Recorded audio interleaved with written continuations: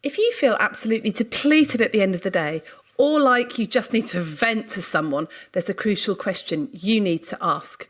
Are you in a toxic work environment? Or is it just misaligned and wrong for you?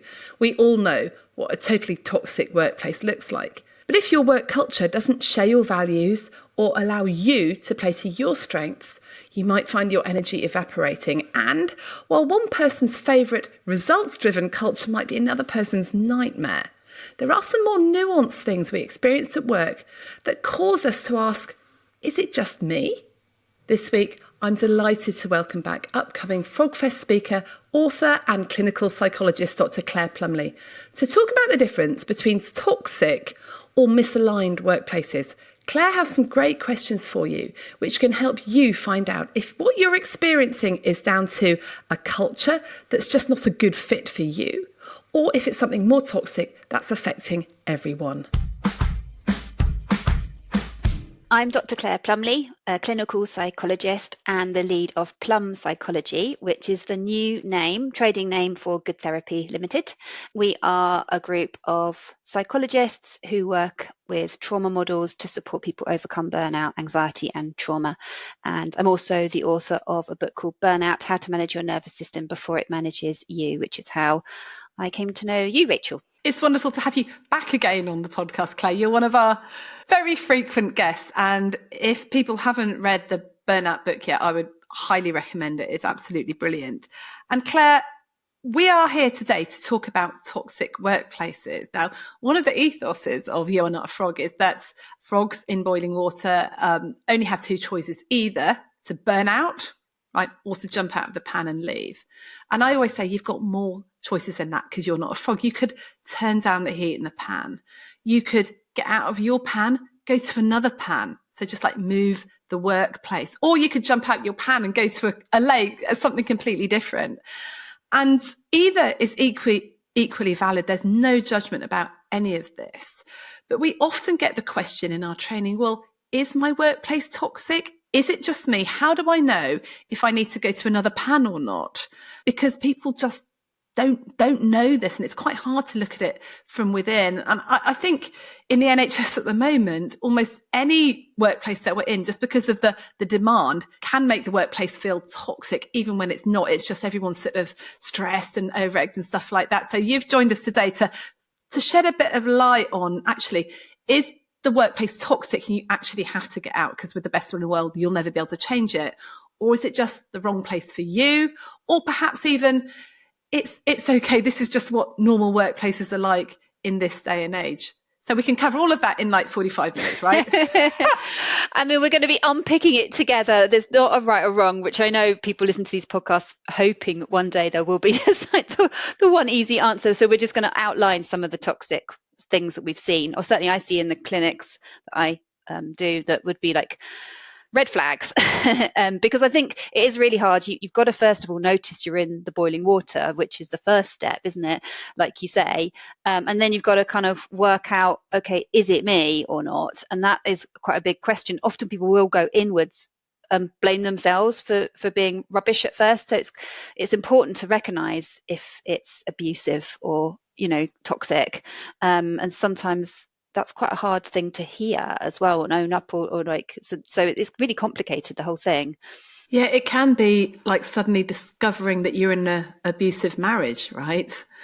I've known people that have suddenly realised this, that it's felt a bit wrong, but they sort of thought, well, everyone else, it's the same for everybody else. And then suddenly they realise, oh no, it's not the same for everybody else. And this is harmful. And then they suddenly realise that the partner isn't going to change unless they want to, and then they're not going to change. And then it becomes a very stark choice, and you know what you need to do, and it becomes really, really hard. So it's a tricky one. And I think sometimes doctors, their relationship with their job is a little bit like a marriage. You've put so much into it. You put 20, 30 years of your life into being trained, being in it. But sometimes it's quite hard to pull out, is it the job or is it the workplace as well? Absolutely, yeah. And maybe it would be helpful just to start thinking about what potential toxic things are that I've seen, and I'm sure you have as well in your work. So the most, I think a beginning one is bullying. If you're being bullied by particularly a boss or a manager, someone with power, that can be really difficult because you can not know where to turn to. And quite often it can be wrapped up in a way that doesn't appear like they don't think they're bullying, so then this is they think it's acceptable. Again, this is where it gets tricky almost immediately, because just like you said, not many people intentionally bully somebody. I think a lot of results of people's behaviour is to feel bullied, and sometimes it's just because it's behaviour that people have learned and has gone unchecked and no one's actually told them that's not the way to behave. How would you make the difference between sort of toxic bullying, and not that there is any untoxic bullying, or unintentional bullying that could possibly be changed if that person was aware of what they were doing? So whether someone's deliberately, I think it's the intention behind it. If someone seems like they're deliberately humiliating, or I had someone who talked about in being on Zoom meeting, being talked over and dismissed to the point where they were crying in the meeting, in front of other people, to have your ideas put down, or at that level of negativity. I think those are really difficult to hear when I hear those stories, and makes me feel like feels like bullying to me. It does feel like bullying to me. However, I know lots of doctors that would just think that was the way to behave in these meetings, and would just ride roughshod over people because they genuinely think they're right, and that they need to tell everybody. So the intention isn't there. But I think no matter what the intention, if it's coming across like that, it's still got the same effect. Yeah, I think it is really hard, and especially in places where there's strong hierarchy, which there is in medicine, isn't there? There's a sense of identity at a certain level of the hierarchy, which involves imparting your advice because it's, been well earned. You've got wisdom, and it's important that, you hold that status as well in the eyes of others. So it is really complicated, all of that. But, processes move on. When I watch TV programs from 25 years ago and I see like the amount of harassment that, women put up with, you kind of are shocked. So I think I watched Green Wing recently. Do you remember that? Yeah. I was so shocked. I mean, I know that was tongue in cheek at the time, but I think just because practices have been accepted doesn't mean they're okay. And I think it's okay to let people know that this is not acceptable and this is the impact it's had on you, whether that's with the person or whether it's with somebody in the team who is a mentor. But yeah, it doesn't mean it's okay to carry on just because that person has always done it. There need to be natural consequences to that so that they start to learn and stop. So regular bullying would be one indication of a really toxic workplace. What else would you be looking for? Well, if there's someone being harassed, where there's inappropriate remarks, like we've just been saying, about your gender, ethnicity, neurodiversity, or being intimidated, or like excessively scrutinized, micromanaged, or offensive towards you. I mean, again, it's really hard because it can start to go into grey, can't it? But I think it's the level it's happening at. Some of those things, some of them are obvious. If someone makes a remark that's not appropriate, but I think some of them can get a bit grey. I was just thinking it is great, particularly when someone micromanaging might be much more about their own worry about, control. Or it could be because you're in a workplace and you're not doing very well and you're being performance managed, and you see that as harassment and bullying. I think if you've got a rationale for it like that, like, you're new to the job, or there's certain targets that are being monitored, I think it depends, doesn't it, on the context. But if it's persistent and no one else is getting that, so there's a discrimination and you haven't got a solid kind of performance review rationale, that begins to feel more harassment-y to me. Does that mean that if no one else is experiencing it, then it's harassment, but if everyone's experiencing it's not? I would think that would be more of the culture. If everyone's experiencing this micromanaging, then actually it's even worse, perhaps. Don't know. No, it's a good point. It would be good questions to ask yourself, wouldn't it? Is it more endemic to the team? Because it can be passed down as part of the culture, can't it? Part of the toxic culture then, it's not just toxicity in one area. What else would you be looking for? So if the structure of the business is just unsafe in terms of workloads and expectations of what you're doing to kind of need to be at work, which I know I'm saying this and it feels like a lot of NHS departments right now. but you feel like actually there's just not enough staff on duty to manage the workload, and you're consistently finding you're being asked to do more than you really should for your own wellness and ability to concentrate and be fit to arrive on duty and do the work. When there's that blame culture where people are being kind of scapegoated, where there should be policies in place and procedures to be supportive, and when there's not a culture of providing people support to feedback how they're feeling, how they're doing. So there's no psychological safety, which you can see, can't you, quite often when people get highly stressed, and those things feel like a nice to have rather than essential. So these are all sort of other people's issues, essentially. These are that become your issues because you're the victim of them. So things that other people are doing, behaviours that are really unhelpful. And how would you know? Do you look for something flaring up in your nervous system, or how you'd feel, or?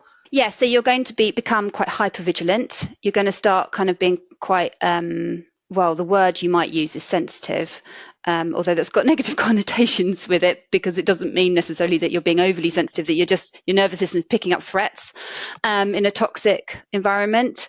If some of these things are happening a lot, you might start to experience some kind of trauma symptoms where you're getting intrusive thoughts of something that's happened at work, replaying it incessantly through your head. You're getting escapism thoughts around, how to get out of the environment. You might start to be impacted in terms of your sleep patterns, being able to generally switch out of work mode, which can be hard at the best times when we've got a big workload, but that can become even harder, and that sense of safety kind of, or not feeling safe, can kind of follow you everywhere, and a real sense of dread about going back to work, and feeling on your own at work as well, because you feel so unsafe. Like, it doesn't feel like there's anyone who gets it. To what extent do you think you can modify a toxic workplace if you've got other colleagues in the same boat and you can sort of club together and support each other? Can that, almost change the toxic thing for you in it and help you survive? Or is it just eventually things are going to get really bad? I think it depends on the workplace, doesn't it? I think it depends on whether you can find people who you can have a conversation with beyond the kind of like just the quick kind of almost like gossipy conversations, having something more systemic to try and decide steps forward. Obviously you can get organizational psychologists to come in and do big pieces of work with teams, when you've got those kind of support systems to help you.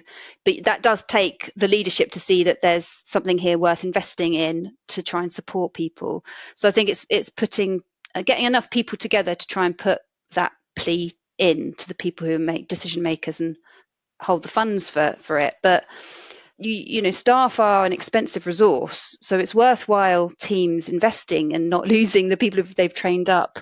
So I think it's really important to try and not do it by yourself, to try and get a few people together with a bit of evidence. You often recommend, aren't you, to keep a log or a diary, so that you can explain it with a bit of hard evidence, and then you can go and talk to HR or NOC Health managers. And is it true that there are genuinely some people that are more sensitive to that sort of environment than other people?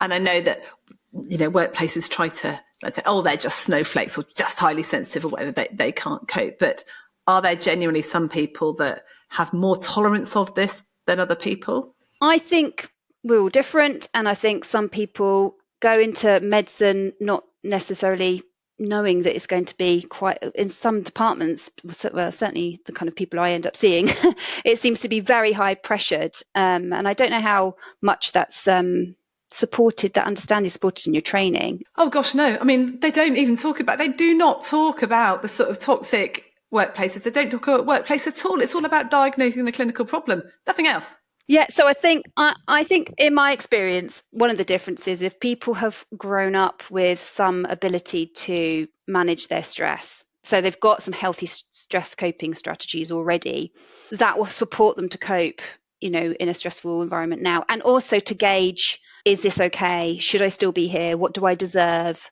A little quicker. Whereas some people who've had difficult life experiences where maybe being humiliated was the norm, or being, told they shouldn't have breaks or like should work until they'd achieved XYZ, they might struggle a little bit more to see where there's a problem, and to sense check, in therapy or with someone else is really important then.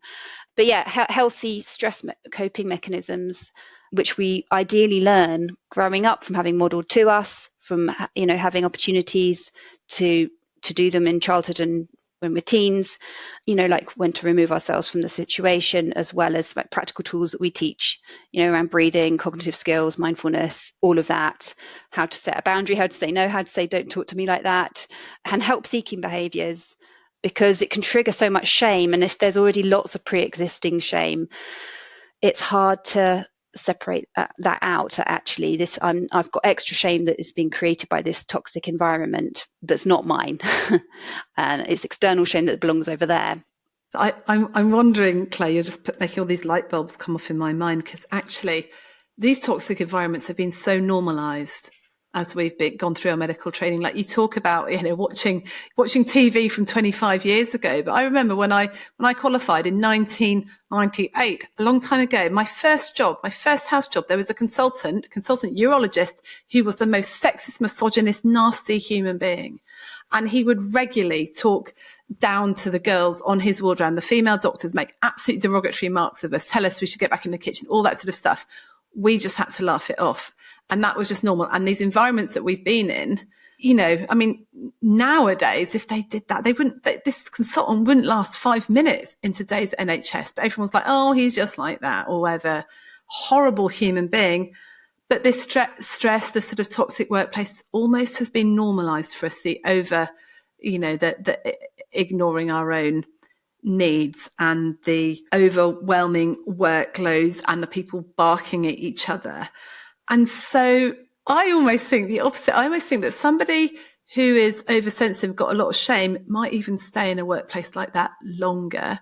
And someone who has done a bit of work on themselves, that has stronger boundaries, will be in that workplace and they'll go, hang on a sec, I'm not putting up with this. I'm going to choose not to be here because this isn't okay. I don't know. I have seen people that just put up with 10 tons of absolute shit at work because of the way they've been traumatized in the past. And they've gone into self-blame, and I've just got to put up with it. And this is the way it always is. And this is just normal. I totally agree. Yes, absolutely. I think it's really important to have that sense of self enough to know what is okay and what isn't. And I think your early life can really shape that. Really interesting. So how do you know if it's just a misalignment of your values and your strengths with the job? So the workplace isn't necessarily toxic, but it's just toxic to you, perhaps. I mean, having a sense of what your values are is quite important, which sounds a bit obvious, but I think it's one of those reflective exercises that we would like to do, but rarely ever actually stop and do. We do it in therapy. Do you do any of your courses? We don't actually, but I have done it coaching. I think the problem with values, it tends to get a bit of eye rolling. Oh God, they're going. Oh, okay. Let's talk about that. Yeah, exactly. I'd really like to delve in. It's such a touchy-feely, coachy thing because, of course, in healthcare, our values are always to care for the patient, to be kind, to be respectful. It's all those trotting out values that everyone would say they had. So I think the eye rolling comes because we don't actually understand what values mean. So how would you define values? Yeah, that's really helpful to identify because it probably is happening right now as people are listening, isn't it? Here we go. Not necessarily. We get very enlightened listeners. We get lots of the kind of cultural values that are being kind of pushed down on us, and we have to adopt the system's values, which is not necessarily what we're talking about. We're talking about the things that are meaningful to you. You can get a sense of someone's values, in therapy, if you ask them to sit and go through their phone photos roll, you'll get a sense that their values are quite often the people who are close to them, like their dog, their children, their holidays, their hobby. It'll be captured there. So if you want to get an immediate quick sense, just go and open the phone and look through the last photos from the last few months, and you'll start to see the themes there. In therapy, you can go obviously a little bit deeper. I've got these lovely cards that I use with people with the words of the values on, which you can sort out. And the idea with the value sorting is that you don't hover over it too long, you kind of sort them out into the piles around like really important to me, kind of important, not important, and you're not meant to kind of overthink it. And then you kind of narrow this down into the kind of your top 5 values right now, and they change over time. It's a worthwhile exercise repeating, but think of values being like a compass direction, and when you walk in that compass direction, you tend to feel quite good, and they're not the same as goals. That you might have goals that are aligned with your values, but with a goal that's not aligned with your value, you might reach it and then be like, oh, now what? And kind of like meh. Whereas when they're aligned with your values, you can never kind of reach your value and then think, oh, now what? You would always kind of be pointing that direction, knowing kind of what step to take. So the thing, of course, with this is that life happens, and quite often will pull you off course. Your compass saying walk this way, you're having to walk in a different direction. Like, connection with my kids, that's an important value to me, but I also have to pay the bills. So work will pull me off direction sometimes. So as long as I'm doing regular things that helps me connect, I know I'm taking little steps in that direction. That feels good. So yeah, misalignment of values means that. And so how it's come up for me in my NHS work when I was working in a Talking Therapies IAP service was a value of mine was doing good quality therapy that I'd been taught to do, that I knew could be effective, and that the NICE guidelines say do it like this, and then was being told, oh, but do it for shorter sessions, do it for fewer sessions, see more clients, which means you don't have much time to prepare your sessions and your plan and your formulation. Yeah, I think that's really helpful, because I think probably what I would say for doctors and healthcare professionals is don't think of values about being kind and being safe, because those are universal values. Like no company is ever going to say we're not safe. But I always look at values as the things that you might differ from someone. So like, for example, I have an Enneagram 7, fun. It's I got to have fun. If I think I'm not having fun, then A, I'm bored, and B, I don't do very well. Whereas someone else they're not that bothered about having fun, but they want to achieve. Freedom is quite a big value for me, but someone else might have responsibility is more important than freedom, or diligence or generosity or something. So we're not saying that people who have fun and freedom as their top 2 can't be generous or whatever, but it's not the thing they look for the first in what they're doing day to day. So yours obviously is like this quality that other people may have the thing of, actually, I want to be able to offer this service to as many people as possible. So it's about reach and quantity. So they'd be then happy with the 20-minute the IAP model stuff. Because it meant that, they might say, well, it's better for more people to be seen than to get, so that is where values are important, because it's not just because no one would say, oh, well, being safe and doing a good job is not important.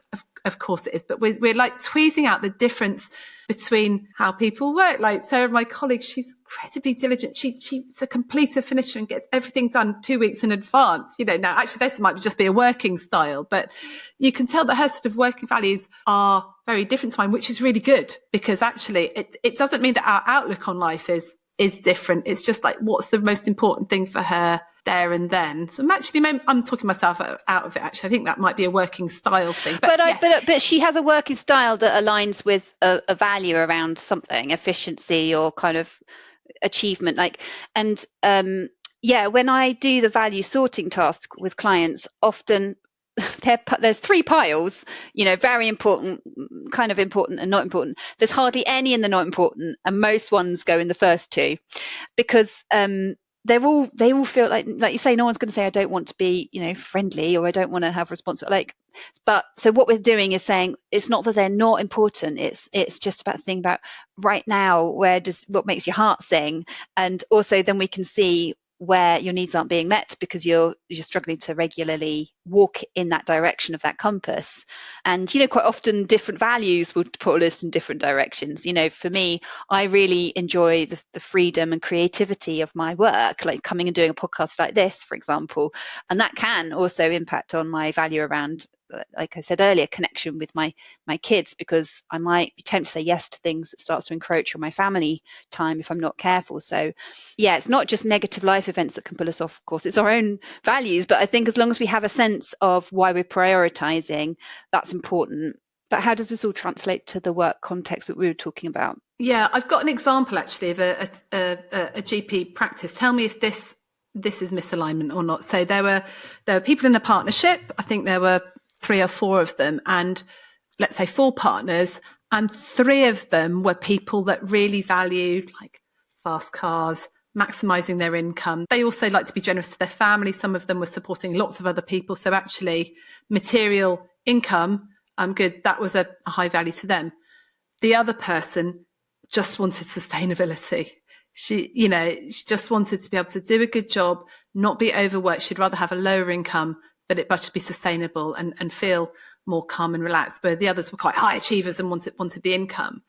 And so is that an example? So neither one is better than the other, but is that an example where there was misaligned values? And so for that partner with the 3 people that were very driven on the achievement, on, so they would go for every single new thing that came out from in those days it was the CCG. They'd go for every single different thing so they can maximise the income of the practice. And this other partner's like, no, we can't take anything more. The staff are burning, So yeah, and vice versa. If those high achieving partners were in a practice where they were like, no, this is all about sustainability and, what it feels like to work here, they would be misaligned. So it's nothing wrong. It's just a different way of working, which made it feel then toxic to that person. I think that's a really good example. I think it sounds really lonely to be in a place where you're the only one holding certain values, because you're like a fish swimming upstream, aren't you? And I think it depends on the acceptance of values amongst the team to work in a slightly different way. But if the values are permeating down to all the decisions that affect this other person, that's going to be quite tricky. So I think that's quite a hard one.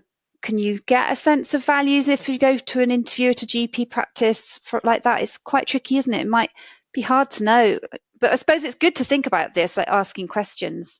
I guess it gets shown in behaviours, because if you go to an interview, for example, that if they're saying, yeah, we full-time is 10 sessions a week and we don't get cover for holidays, we just like divvy out the work, we don't use locums, whatever, then they're not valuing the quality of life. They're all about the income and stuff like that. So values get shown in behaviour.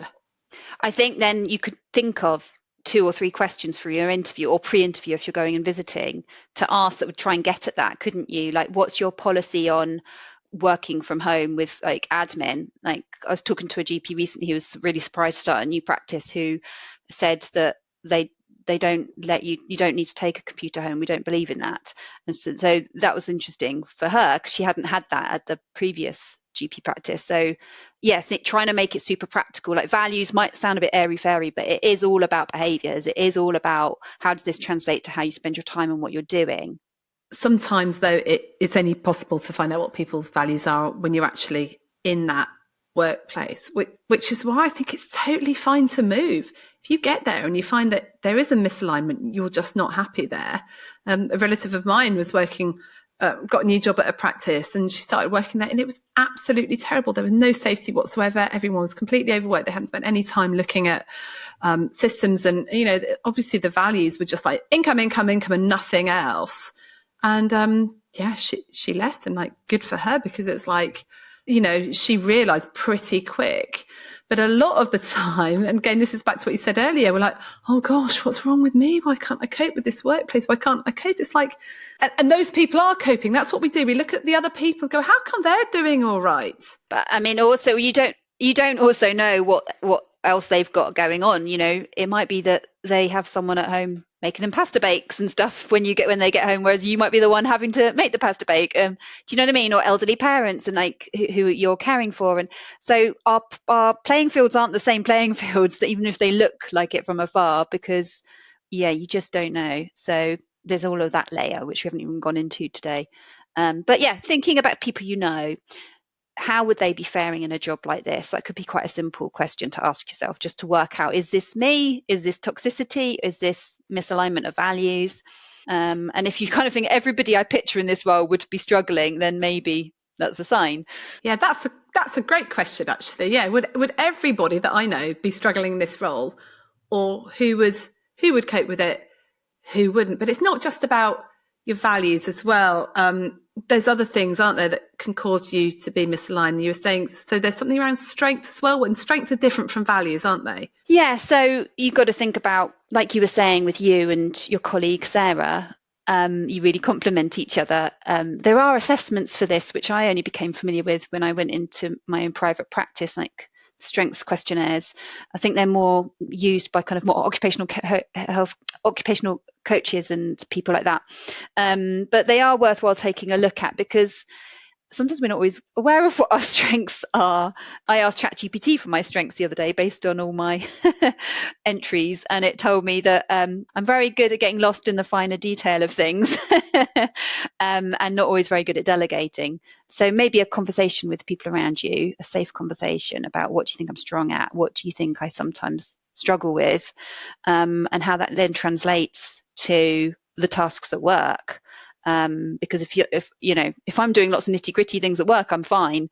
But if I'm in a leadership role, having to delegate, I might struggle with that. I think the strength thing is really interesting, and I'm just laughing because I shared a prompt with Claire, a ChatGPT prompt with Claire recently, which is this one where you say, don't look online, just analyze all the conversations I've had with you and tell me what my strengths and weaknesses are. It was scarily accurate, actually, down to the point of saying to me, you really like concepts and theories, but you're not so good at looking at data. I'm like, oh yeah, 100%.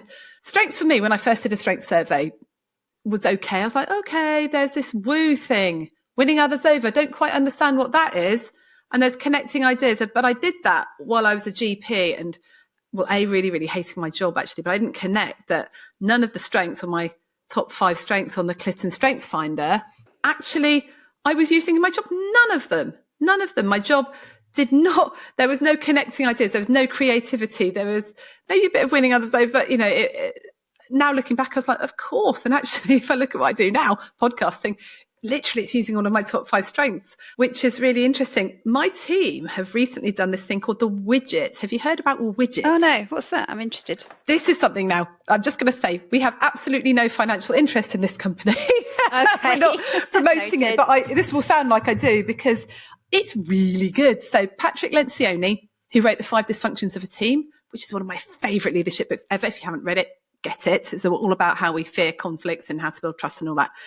His company has done this thing called WIDGET. And it's basically, if you're in a team that has to do work together, get things done together, it describes all the different processes in all the different things that happen if you're, say, creating a project. So say if I'm making a widget, say if I'm making a banana holder, whatever one of those is, you've got to, W stands for wonder. Oh, I wonder how we could do it, what we could do. I wonder if people need a banana holder, right? Next one is invention. So, okay, banana holders. How would I make that? And what would it look like? And how would that actually happen? And then D, that's discernment. Well, is this a good idea? Would anybody use it? And would shops sell that for me? And then G is galvanizing. Okay, guys, we're going to make the banana holder. It's going to be brilliant. Well, let's get everyone together and do it. Then E is enablement. So it's like, Claire, right, how can I support you to do your bit for that banana holder thing? And who else do I need in the team? How are we supporting them? And then T is tenacity. Right, guys, we haven't ordered enough wire hooks for the banana thing. We've got to get it done. How are we going to ship it out? Right, let's make sure we do it. Let's get a database, So you've got every step in the process, right? So you and your team, you do this questionnaire and it tells you what your 2 working geniuses are and your 2 working frustrations. And it's honestly been transformational for me and my team because you can imagine my frustration is tenacity. It's like actually getting the thing delivered or whatever. And also, interestingly, I'm not so good at the enablement. I'm not very good at line managing, supporting people in front of me. Well, I thought I was, interestingly, but I guess it doesn't mean you're not necessarily, it's not where my energy goes. But my zones of genius, the ones I'm good at, is invention and discernment, actually. But if you put me on a project when I've got to be the one chasing everything, so have you sent this email? Have you done that? Then my energy absolutely drains, which is why I really, really struggle when, with all the nitty gritty of running a business, and I really need to have support. Now, we've got other people on our team where tenacity is their working genius and they are absolutely wonderful. But invention is their frustration. They don't like having to work out processes. And so in a GP surgery, for example, partnership, now apologies to people that aren't GPs, just because I know general practice, I hope people can apply this to their other lives. But all the partners are expected to do pretty much the same thing. or they rotate, okay, your management partner now, your management partner, or they might have, or your HR partner, whatever. But, it's starting to it's like, well, actually, you're good at enablement. You do the HR and the line managing, right? You're really good at invention. You sort out the workflow process, the letters, the doc manager, right? You do that. Someone else wanders. Someone else is responsible for team support. So you play to your strength, not your weaknesses. So with the widget stuff from this Patrick chap, is that something that would apply to like medical teams? Could they come and do this? I think so. It costs 25 quid to do the survey. Per person or per team? Per person, which I think is a great investment. And with me and my team recently, we've just sort of said to people, well, what are your two strengths and where could you use that more within our team? And someone was like, I love checking things. My tenacity means I just like, so seriously, give us the email. I will love to just look through and make sure it's right. And I'm like, oh, that's just like the worst thing in the world for me. And I think the other thing was it's shown that when someone looks like they're not performing or they're really struggling, if you look at it, 9 times out of 10, it's because they're being asked to do stuff that's in their working frustration. And as soon as you get them into the right bits, then they're absolutely brilliant. And so, I don't know, when I'm looking at this thing about strengths, just knowing yourself, it's about self-awareness and understanding, but also understanding your colleagues. If you can just get a better understanding of everyone, and there's not just widget, that's pretty new. There's Enneagram, which I think I love the Enneagram. There's MBTI as well, the Myers-Briggs type inventory. You've got the one about Belbin, team roles and things like that. It's just really helpful. And sometimes, like if you were in a practice where you were expected to do the tenacity thing all the time and it's just not in your zone of genius, then you're going to be totally misaligned to your job. Yeah, I think this is really helpful. And I don't think these things are particularly talked about much in psychology. So it'd be interesting if anyone's listening to this who's a psychologist and disagrees. But I feel like we towards more skills and values.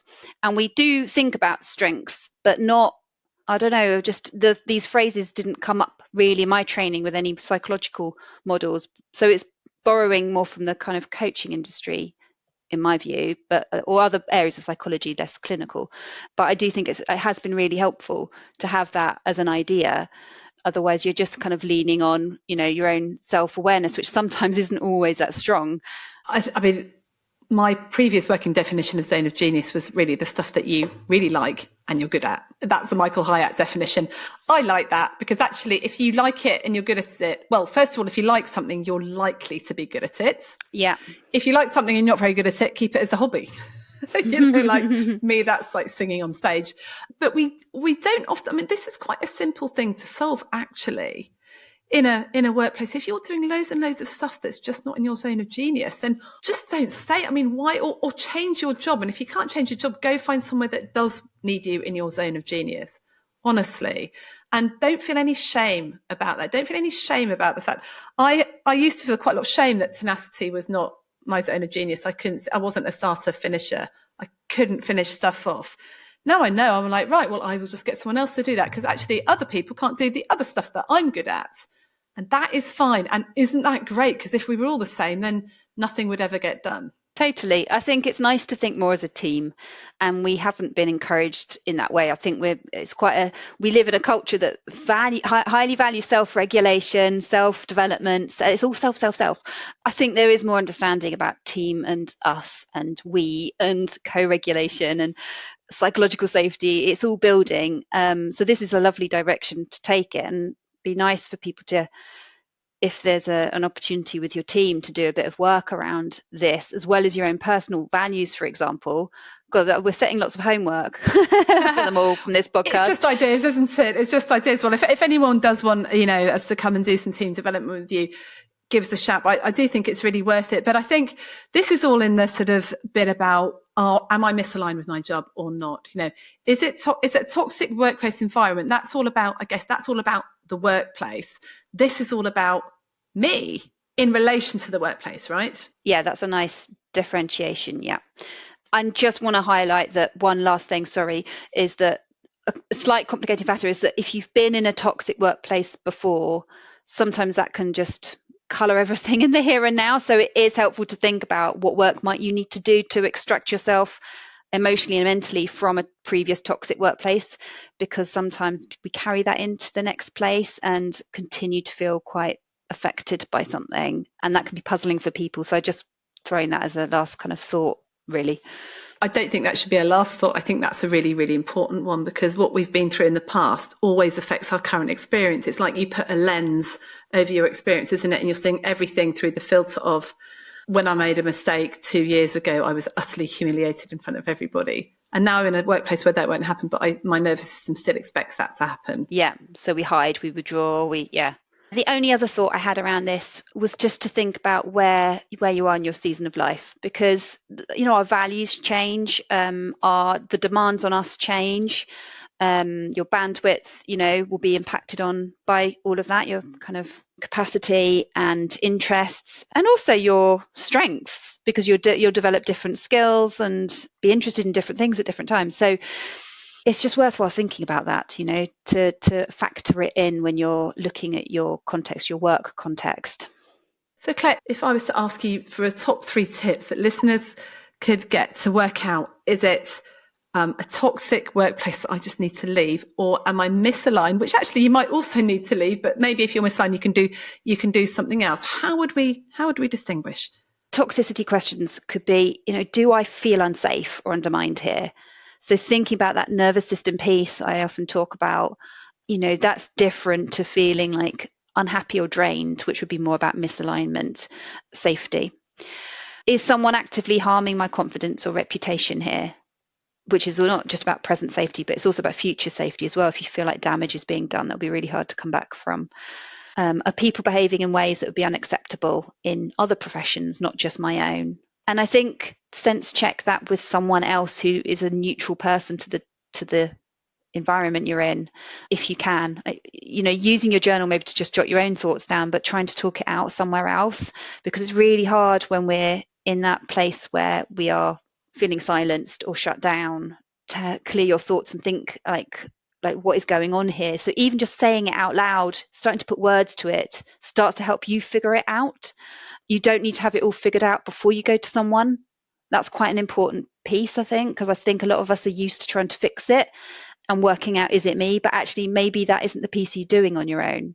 I think talking to other people about their jobs, getting a sense of other similar departments and teams and how processes are done, what their good practice version of processes and team meetings, peer supervisions, support that they've got set up, what they look like. And then just, I guess, noticing how you feel in your body, right? Is your threat detection system always there? Yeah, and people around you, how are they picking up on what you're like? You more snappy? Are you disappearing and never kind of coming out of your room after work, or struggling to eat, or other people sometimes know before we know. So ask them, have you noticed a change in me? Do I seem my normal self? If you find it hard to do that. Thank you, Claire. If people want to get hold of Claire, we will put her website in the show notes. Claire, just quickly tell us what the website is in case someone's listening. Oh yeah, it's now plumpsychology.com. That's brilliant, Claire. So much more I want to ask you, so we'll get you back soon to talk more about nervous system, threats, workplace, all that stuff. What you've got to say is absolute gold. Thank you, Rachel. Bye.